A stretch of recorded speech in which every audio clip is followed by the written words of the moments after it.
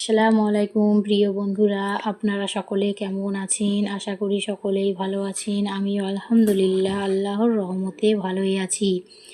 আজ আমি আপনাদের একটি শিক্ষা নিয়ে গল্প শোনাবো, শুনুন। একবার এক রাজা তার 3 মন্ত্রীকে ডেকে বললেন, এই নাও, তোমাদের একটা করে খালি বস্তা দিলাম। তোমাদের কাজ হবে বনে গিয়ে বিভিন্ন ফল কুড়িয়ে এই বস্তা ভরে নিয়ে আসবে। দেখি কে কত তাড়াতাড়ি বস্তা পূর্ণ করে নিয়ে আসতে পারো। 3 জন চলে গেল জঙ্গলে। প্রথম মন্ত্রী চিন্তা করল, রাজা বলেছেন তাই ভালো ভালো ফল কুড়িয়ে বস্তা পূর্ণ করি, এবং সেই মতো জঙ্গলে ভালো ফল কুড়িয়ে বস্তা ভরে ফিরে আসলো।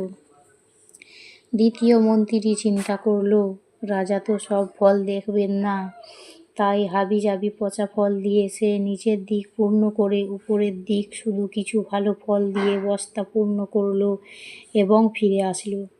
তৃতীয় মন্ত্রী চিন্তা করল, রাজার এত সময় কোথায় বস্তা খুলে খুলে দেখবে, সে শুধু দেখবে বস্তা পূর্ণ হয়েছে কিনা। জঙ্গলে মরা পাতা ঘাস কাঠ দিয়ে বস্তা পূর্ণ করে নিয়ে এলো। 3 মন্ত্রী রাজার দরবারে হাজির। রাজা সবার বস্তা পূর্ণ দেখে খুশি হলেন।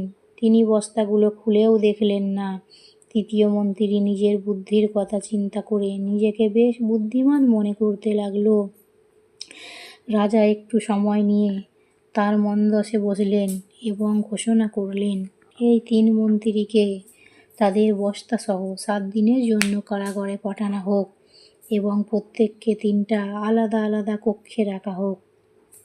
এই 7 দিন তাদের কোনো প্রকার খাবার দেয়া হবে না। যেই কথা সেই কাজ। 3 জনকেই কারাগারে পাঠানো হলো।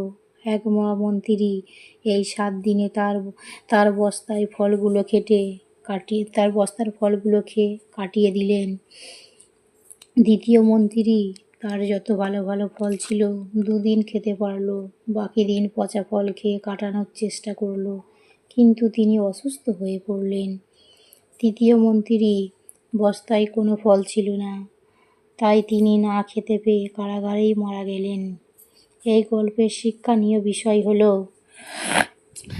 যদি আমরা ফাঁকি না দিয়ে সঠিকভাবে শিখে পড়ালেখা বা কাজ করে বড় হই, তবে এর ফল আমরা যখন কর্মক্ষেত্রে যাব তখন